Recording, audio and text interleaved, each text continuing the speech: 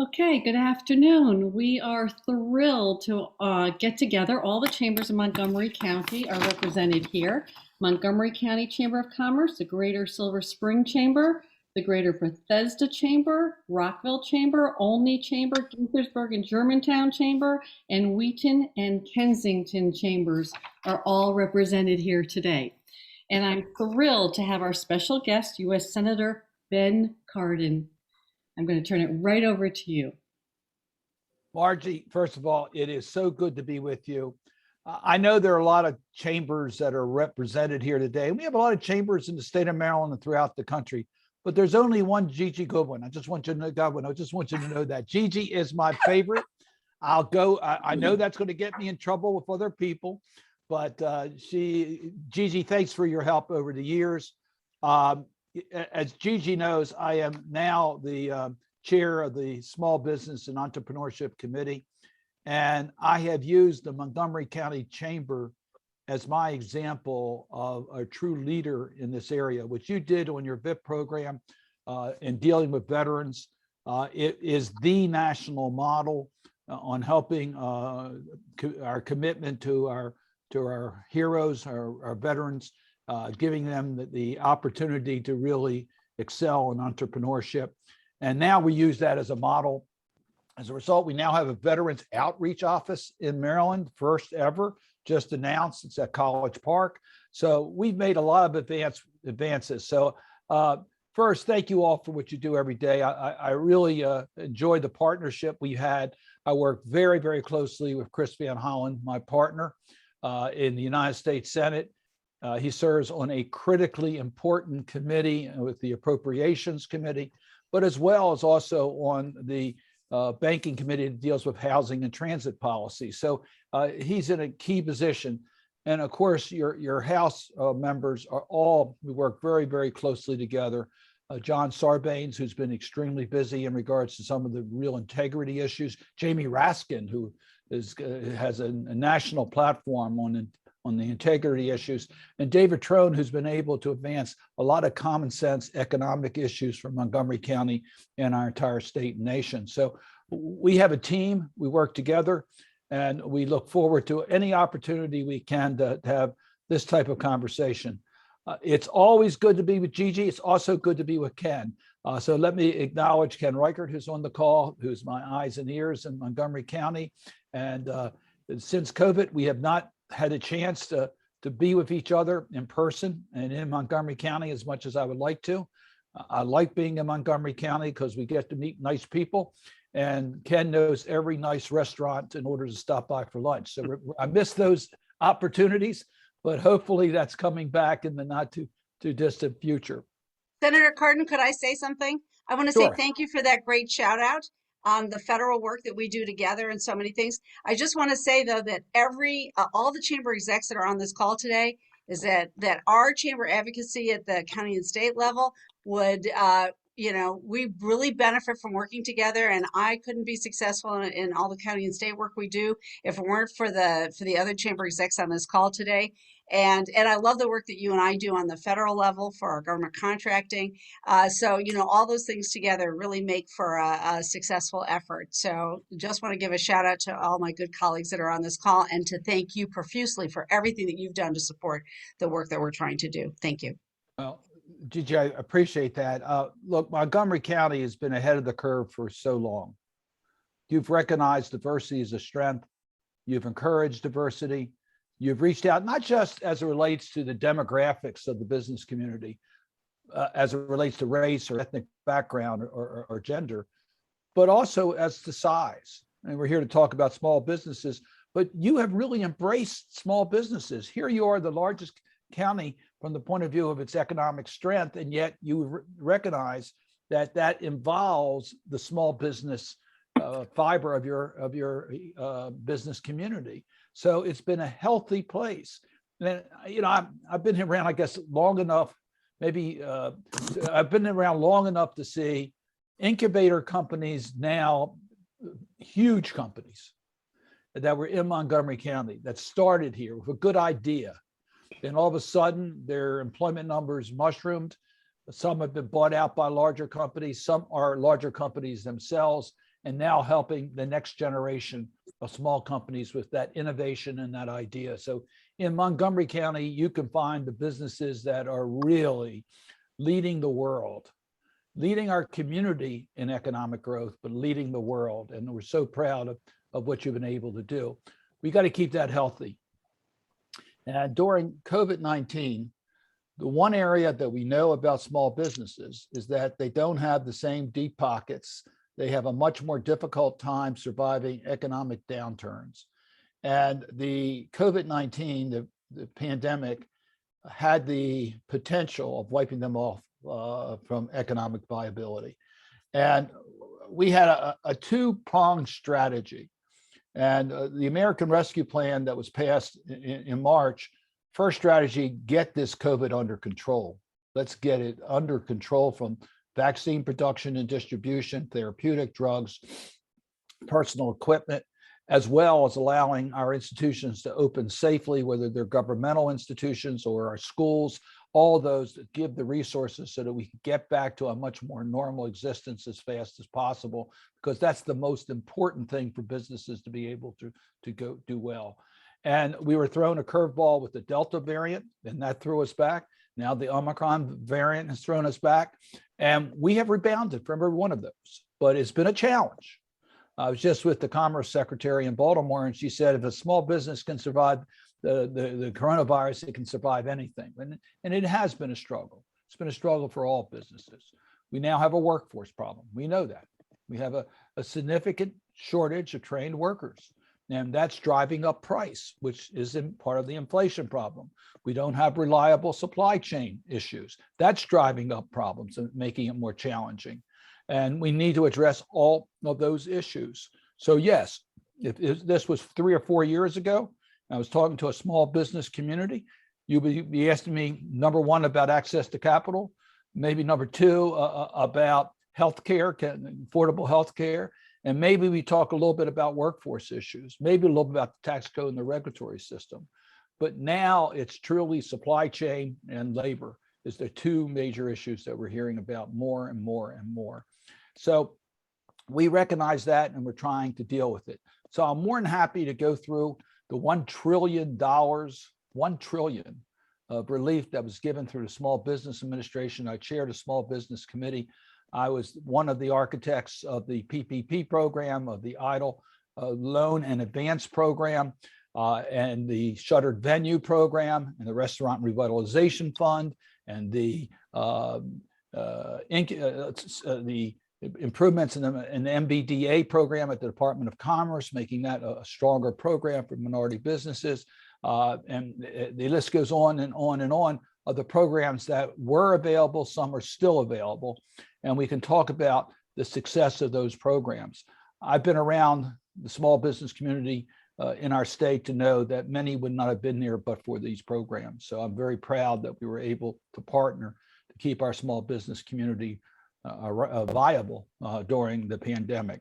We're not finished, and I'm glad to talk about the replenishment of the Restaurant Revitalization Fund. I'm working with Senator Wicker, a Republican from Mississippi. The two of us have a game plan to try to reach the finish line. It's not going to be easy, but we're hoping to get that done in March, and I'll be glad to talk about how we plan to replenish the restaurant fund and to provide some additional relief to related type businesses that have had similar shutdowns as a result of the government policies on COVID-19. The shuttered venue program was successful. It's pretty much coming to an end. The PPP program was successful. It's coming to the end. EIDL is still around. We can talk about how you can use the EIDL program. Very proud of our resource partners. And I already mentioned the Veterans Office that was opened at College Park. Your Women's Business Center at Rockville is one of the rock stars in the community, and how we're helping in that regard. How we are dealing with the Navigator program that was just announced by the administration and the grants. And we have several spokes that are in Maryland that'll be working and trying to get information out to small businesses. So we have a lot to do. I do want to put this in context to the broader issues. If President Biden can get his agenda done, including the affordability of childcare That will help small businesses because that eases the workforce pretty dramatically. If we can do something in regards to the training issues of workforce, that will help small business, no question about that as well. If we can get this virus under control, that helps small business. If we can get our infrastructure modernized, I love Montgomery County, but I don't like your road systems during rush hours. So even under the pandemic, it has still been a challenge. So we have the transit issues and transportation issues and the infrastructure bill. We hope will alleviate some of those concerns. We did get the reauthorization of the WMATA. We're working on the Purple Line. So there's issues that we're working on that we think can be very, very helpful. So with that, Margie, let me turn it back to you. Get in a conversation. I just warn you, I'm a senator. I love to talk. So if you don't ask questions, I'll still talk anyway. So might as well ask the questions. Okay, thank you so much for the overview. Does anyone have a question you'd like to ask right off the bat? And I'll check the chat to see if any. I just put it in the chat. Senator, you talked about that restaurant relief fund. We have members who they didn't get in. The restaurants and caterers who didn't get in before the money ran out, and they're competing against oftentimes larger restaurants and caterers with deeper pockets, and they're really struggling right now because those who did get the money from the first round were able to pay the staff more and everything else, and those who didn't get something are really struggling. So I guess the two questions, we'd love to hear more details about how you think we're going to be able to get more money into that fund, and then whether you're going to give priority to restaurants and caterers who didn't get money the first round. Jane, thanks for the question. So let me tell you our strategy as far as policy, and then our strategy for trying to get it to the finish line. The original restaurant revitalization fund was at $25 billion. We upped it to $28.5 billion during the American Rescue Plan. So the total amount appropriated was $28.5 billion. The bill put priorities on certain targeted small restaurant and catering establishments.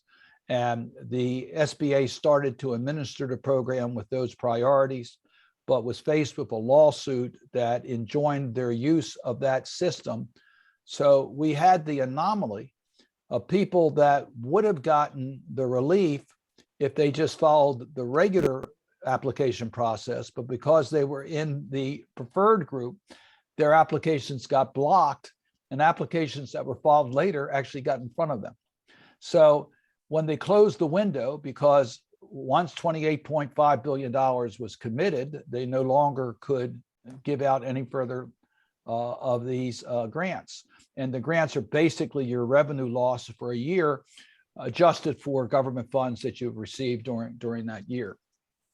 So we know that the group that was left out, we initially thought would be about another 60 or 70 billion dollars, but by the time we got to actually analyze it, unfortunately, some of these businesses were no longer around. It's unfortunate, but it's a fact of life. So the most recent estimate tells us that the amount of monies that are needed to cover those that were in line, who filled out their applications, is about $40 billion. So the legislation we're looking at will not reopen the process, but those who were in line, those who qualified, those who are entitled to the fund, were left out only because of the quirk of the lawsuit or the timing of their application, even though it's within the time frame permitted by statute, will be fully paid. So we're pretty confident that that group will be taken care of. We might have a few dollars left over, and if we do, we want to put in some related industries. I'm not going to identify them on this call, but they are well defined, and there's been reports about this. And I'll give a wink if you mention one that's in there, but I don't want to acknowledge this at this time because we are working with a bipartisan group and we're keeping it as close as we possibly can. We will frame this in a way that there will be no further requests or needs for replenishment funds. So just so you understand replenishment funds, PPP, when we first passed it, we needed hundreds of billions of dollars more in replenishment funds. And we did it. in a very strong bipartisan way. We did the replenishment funds. So we think that the replenishment funds here should be handled in a similar way. It should not be a controversial issue. We're talking about closing this chapter. That is the chapter that started really with the American Rescue Plan last March. Now, the other groups will have a definitive time for applications and a definitive pool of money, and they'll be prorated to the money that's available if there's not enough money for all. So everybody will be treated fairly. We're not going to run into the same problem we ran into with the Restaurant Revitalization Fund. Well, thank you, Senator. Is there something we can do to help push this to the finish line? Absolutely. We need to find a vehicle to get this on. And the best vehicle right now looks like the omnibus appropriation bill that we expect to have in mid-March. So we are asking all the interest groups to let the members of the Senate and House know that this needs to be taken up and put on the omnibus. Senator Wicker and I are leading a letter to the leadership to include it in the omnibus appropriation bill.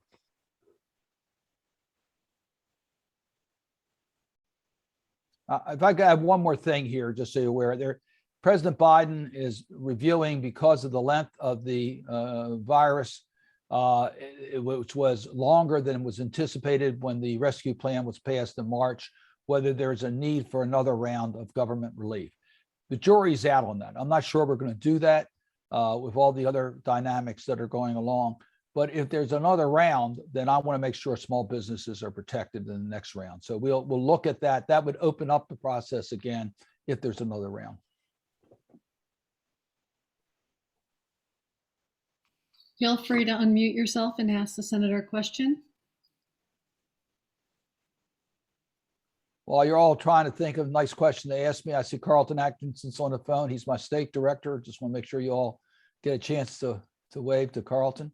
I'm very fortunate with the staff I have. They do a great job representing the people of Maryland. They've been really tested during COVID-19. The amount of casework has gone up astronomically. We're going to have an interesting hearing on Monday with the U.S. Postal Service. That's been a challenge. The Internal Revenue Service has been a challenge for us. They just don't have the personnel and the resources they need.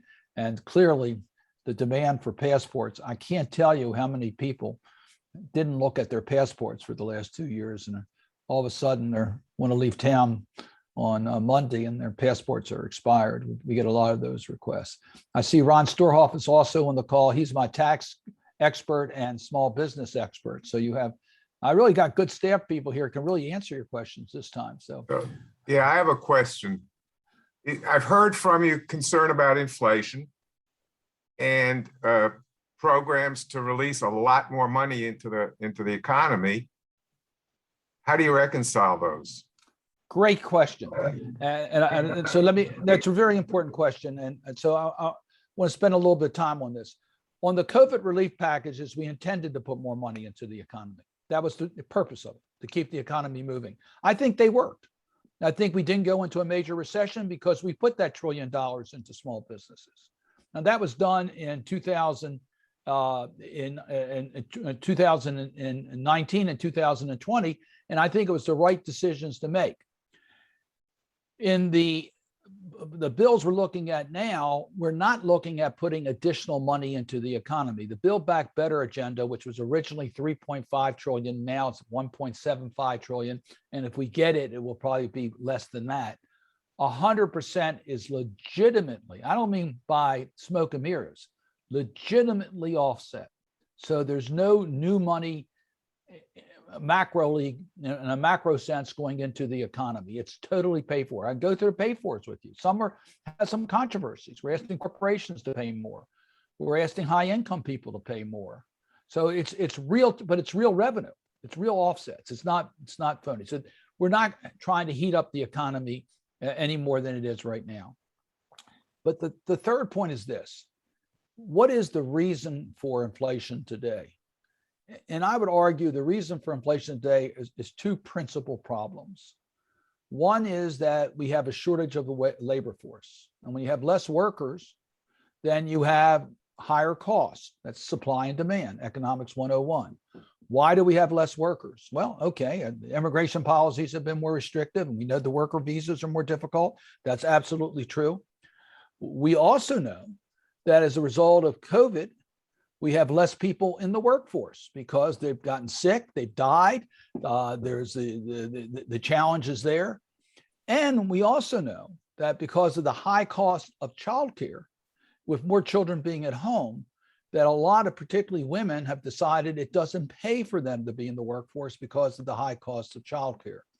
So part of the Build Back Better agenda is affordability of childcare, totally offset the cost of this, but the affordability of childcare and to deal with the protection of workers so that we can get safe work environments. So part of this is to deal with the workforce problem that has been created that we think will have a positive impact on the countering the pressures on inflation. Second major reason for inflation is supply chain challenges. We see that with what's going on with the protests in Canada today. We see that in our ships that are not coming into our harbors. We see that on the grocery store shelves. We see that in the drugstores that have one half the inventory they used to have in there. That's because of so much foreign sourced supplies that have been disrupted as a result of multiple factors. So we have a bill called Make It in America, just passed the House. It passed the Senate months ago, that really invest in developing the supply chain here in America. I'll give you just one example, the chips. We can't look at the cost of used car today or new cars today. The reason is because we can't get the microchips necessary in order to produce these vehicles. Why? It's our technology. And we now produce somewhere less than 15% of all the microchips that we need in this country. We have to import 85%. Well, we got to change that number around. We got to have the domestic production so that we don't have supply chain challenges. That's the second reason that we want to deal with inflation. So I don't want to minimize your concerns because your concerns are legitimate. We did heat up the economy intentionally. We did, and the Feds did. The Feds do it by interest rates and the messages they send. I think you're going to see Congress very reluctant to put more money into the economy that's not off, which will be mentioning a dirty word named taxes. We will be looking at fees and taxes in order to pay for some of these, for those who we think legitimately should be paying more for the responsibilities of government. So we will be looking for that, but I do think that we got to be very careful that we don't fuel the inflation issue. And I expect that you're going to see from the Federal Reserves some unpopular policies also that may deal with interest rates. That's why the market's pretty jittery right now. Margie, can I jump in? Hi, Senator, this is Marilyn Balcom, Gaithersburg-Germantown. Thank you for being here today. You mentioned the post office and the IRS in terms of funding that's needed to get them back on track. One of the issues that we're facing is the significant backlog at the IRS. And so we have a lot of our members now are stuck in this double bind where their returns haven't been processed from 2020. And so now they're working on their 2021 tax returns. And while we've known that there's been a backlog for the past year, we're getting in this lapped situation, and some of our small business owners just don't know what to do about filing their returns this year. So I just want to emphasize, I know that you know it's a problem, but it's tax time again. And so it's been exponentially a problem for us. You're right. I do know it's a problem, but if you could give me any specifics ASAP, I'll take them. I'll tell you why. This coming week, I believe we have two opportunities with the IRS in the Senate Finance Committee. We have one directly with the IRS commissioner. We have one with the consumer arm of the watchdogs for the IRS.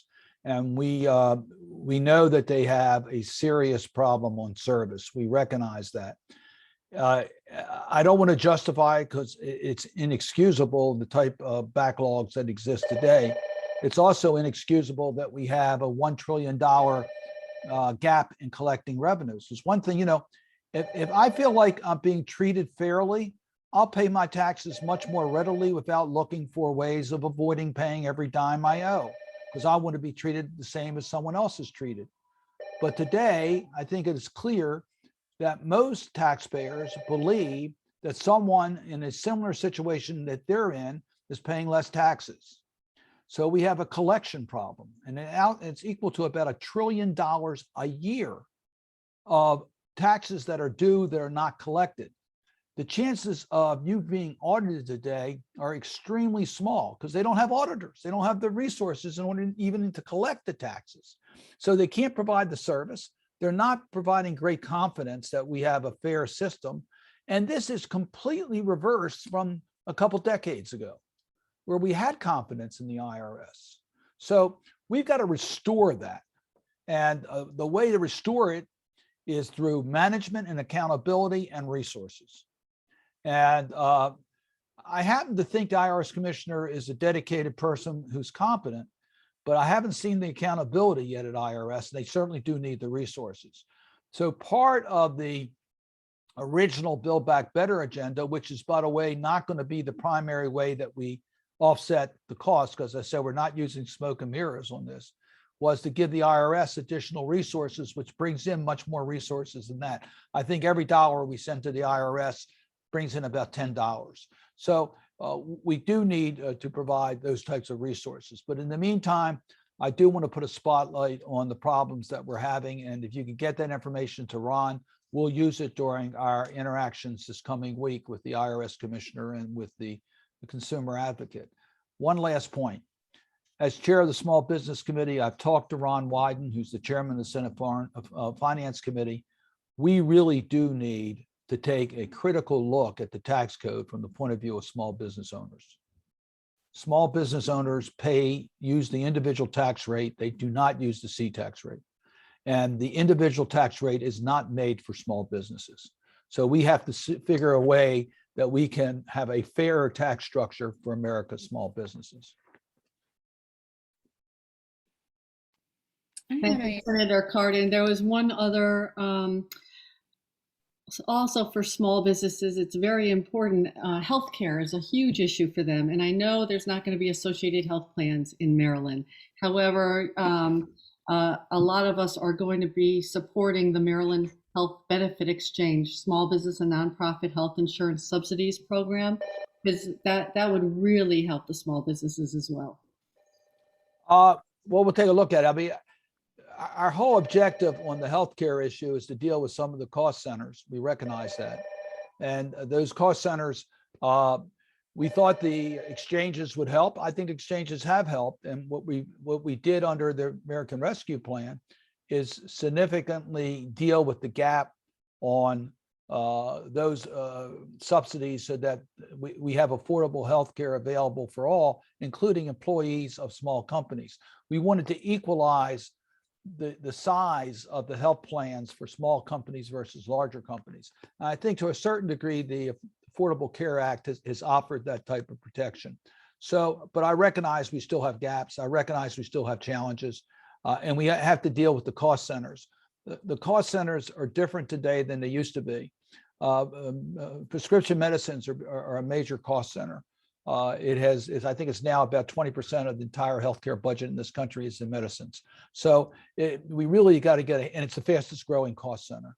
So the most recent, of course, being the Alzheimer's drug that was just given FDA approval, which is extremely expensive, but it's a disease we have to get at. So we have to deal with the cost centers, and prescription medicines is a cost center that really needs to be looked at. I have a lot of very bright business people that are on this call. If you can figure out how we price prescription medicines in this country, you would not price it the way we do it. You would not set up the system we have here for the best private market, innovative system for prescription medicines. We have to do a better job on the pricing in America on prescription medicines. We need to expand telehealth. Telehealth is it is such an efficient, much more efficient way. We knew that, we learned that during COVID, but we now need to institutionalize a lot of these changes in the way that we deal with healthcare in our community. So all those are areas where I hope we can help I understand that we may have some differences on association plans and things like that, and state versus federal. There's, traditionally, health has been regulated at the state level. And I know there's some conflicts because of the ERISA statute and all the other issues. I get it. And I hope we could deal with that. But I can tell you the state federal complications on our healthcare system, which has really worked, I think, to our advantage in Maryland, does have certain drawbacks. So I'm open for ways to helping smaller companies deal with the healthcare costs. But I think that the best way to do it is bring down the growth rate of healthcare costs and have a level playing field so that you're not penalized because of the size of your business. Senator Cardin, I'm Allie Williams from the Greater Bethesda Chamber. So glad to have you today join us for our town hall. You mentioned the Montgomery County infrastructure and roads, and you also mentioned $1 trillion.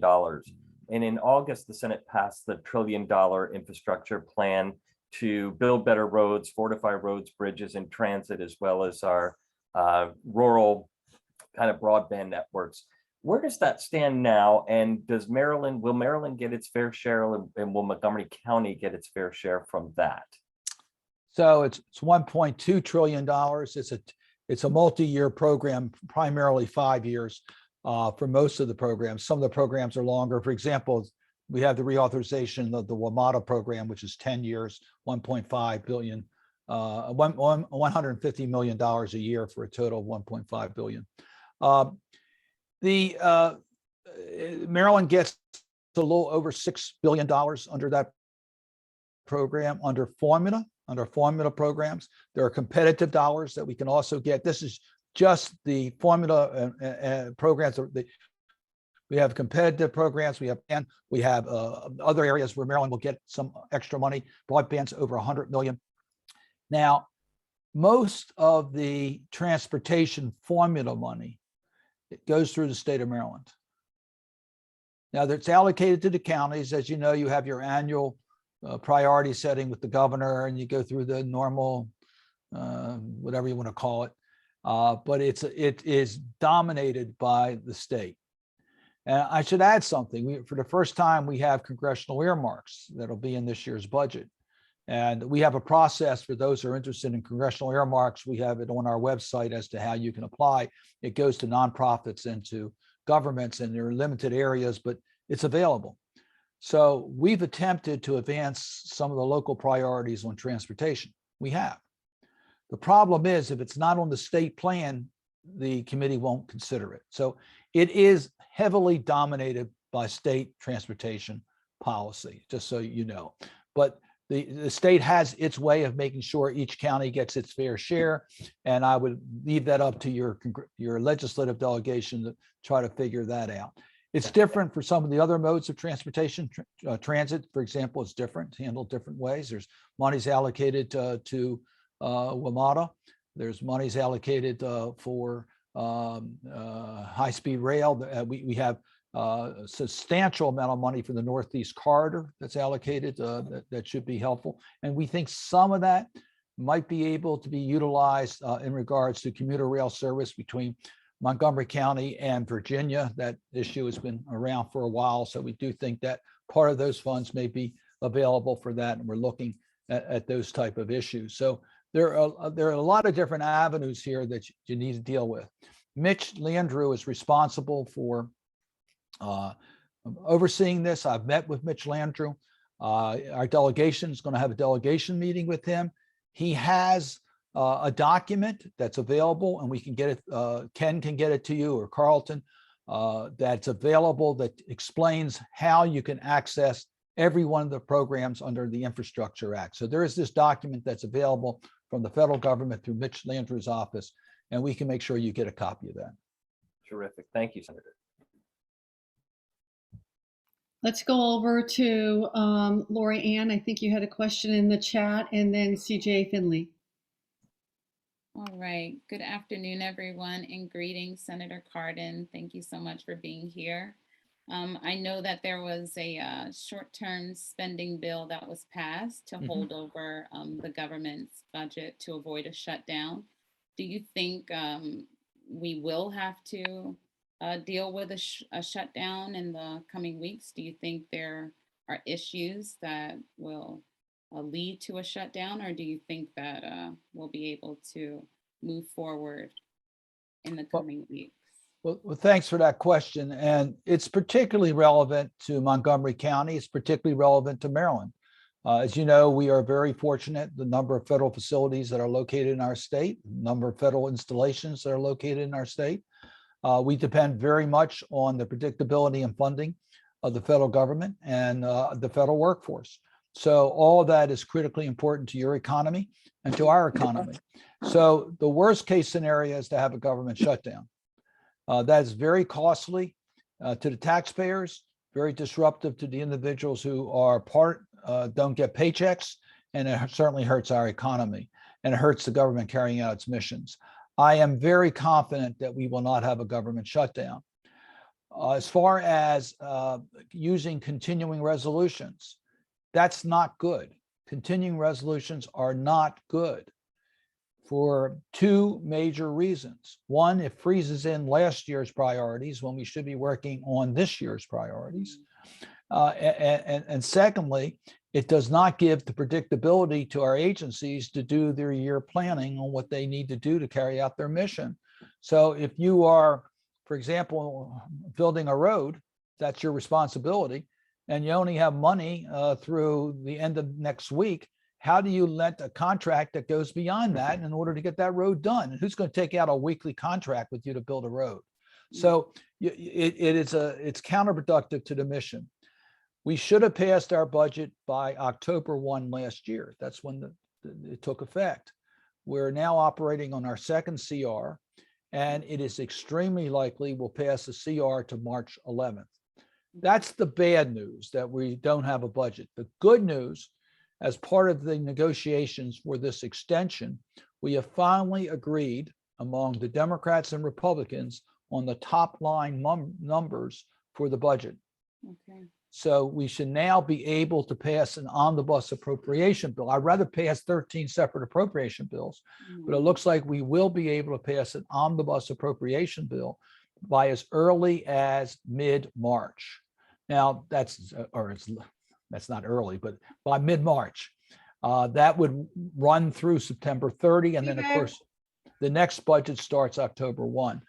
That budget will have substantial increases in non-defense spending as well as defense spending. So it will provide the adjustments that President Biden has asked for, not 100% of them, but a large number of it.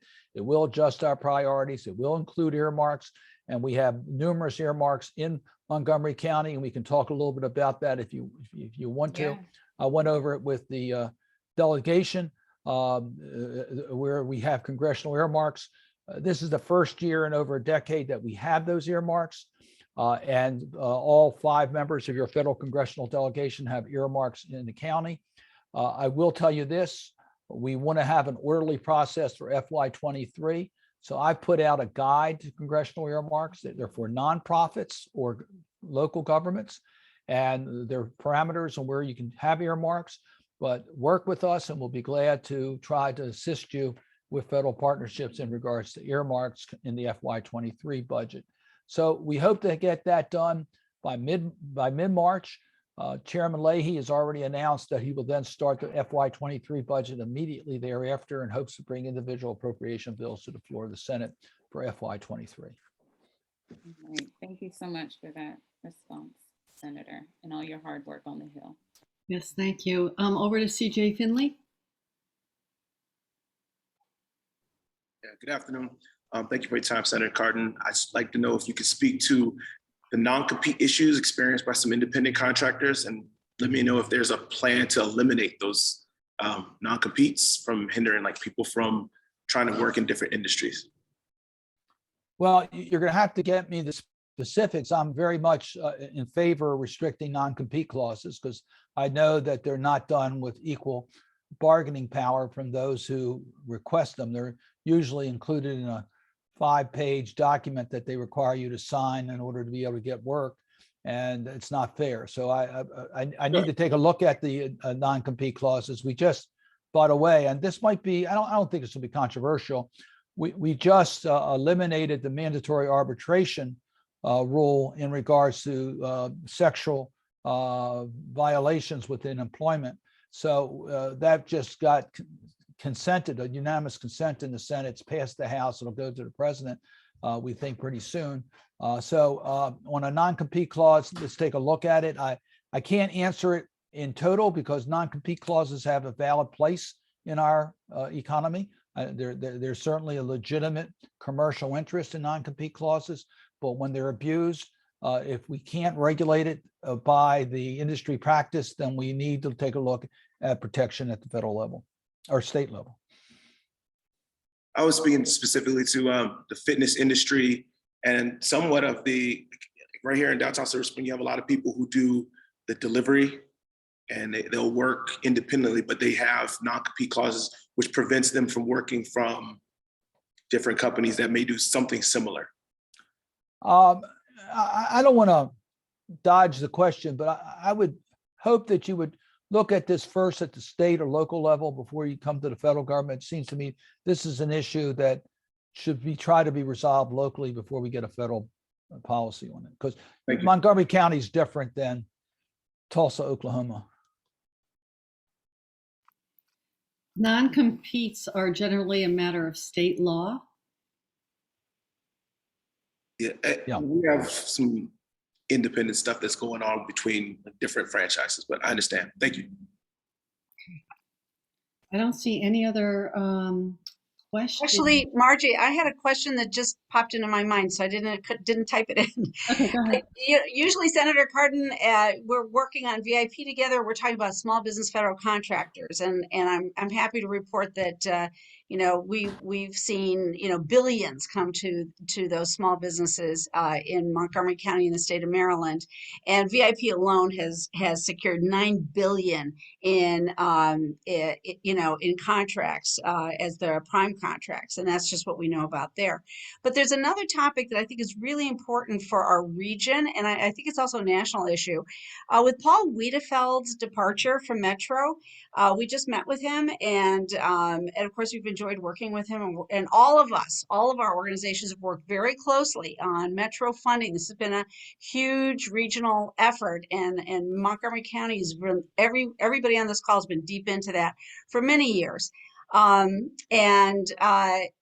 the thing that came up in a recent conversation with him was whether or not we should be looking at the actual funding models in general in transportation.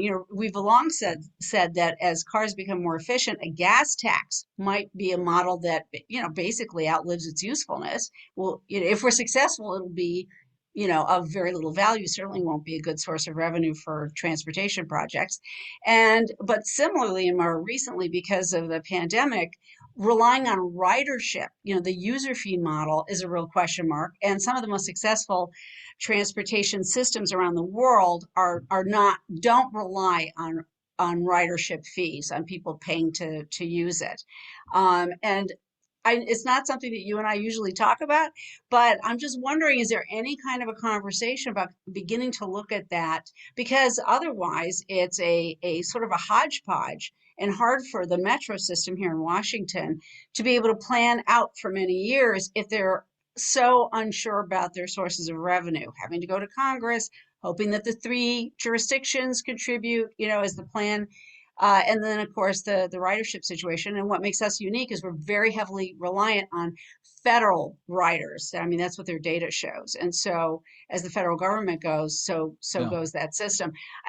The main question I'm raising is really to echo what he said, which is it's maybe time for our region and maybe even nationally for there to be a reconsideration of the ridership model as a funding model for public transportation. Do you have any thoughts about that? Oh, absolutely. And the challenge is WMATA is unique. There's nothing like it anywhere in the world, let alone in the United States.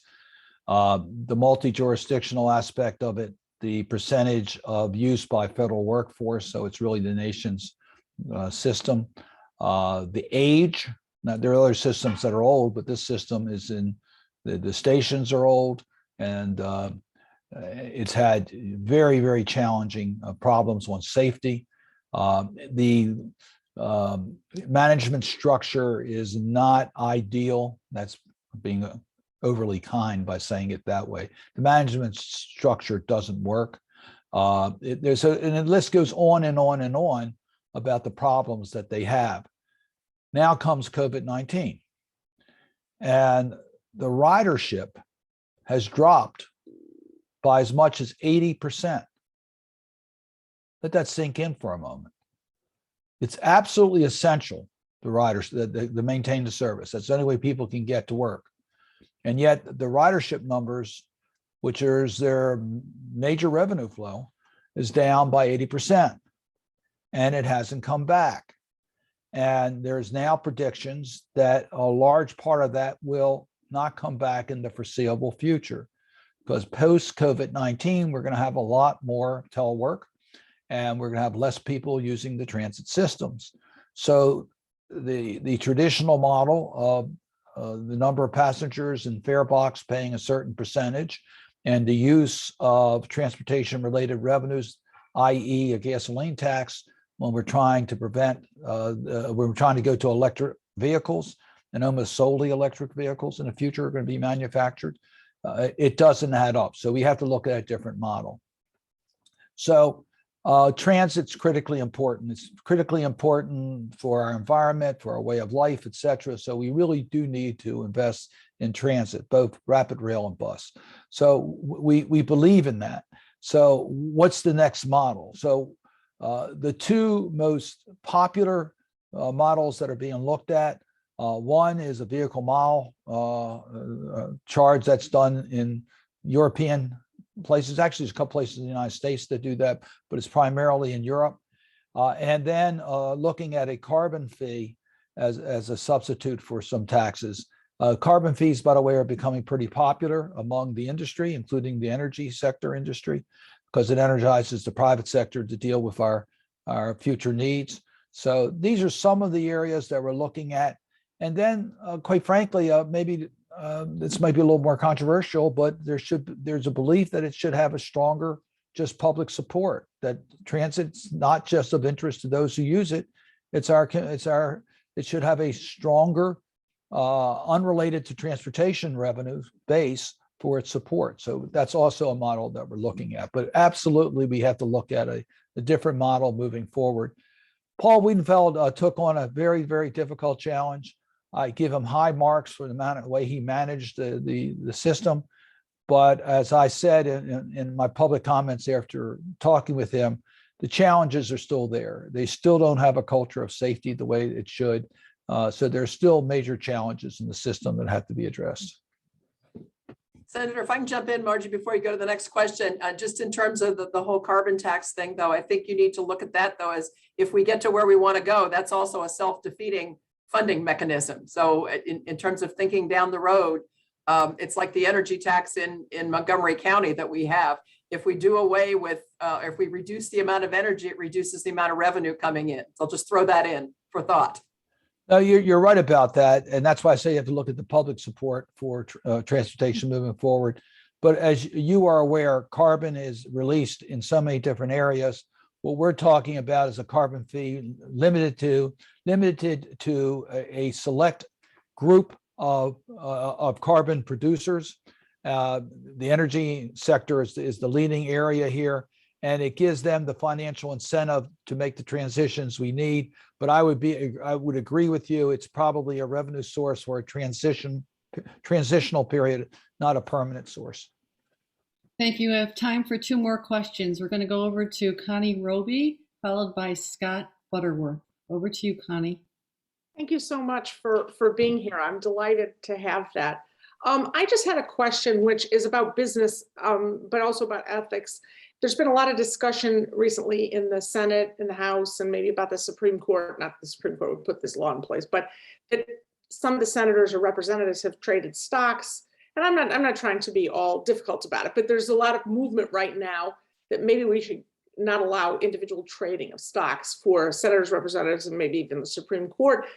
I guess the theory is market distortions, people might be affected by what they decide to pass, all that kind of thing. Where do you think those ethics, stronger ethics laws, potential laws really stand at this time? Well, I think we're making progress to get it done. I'm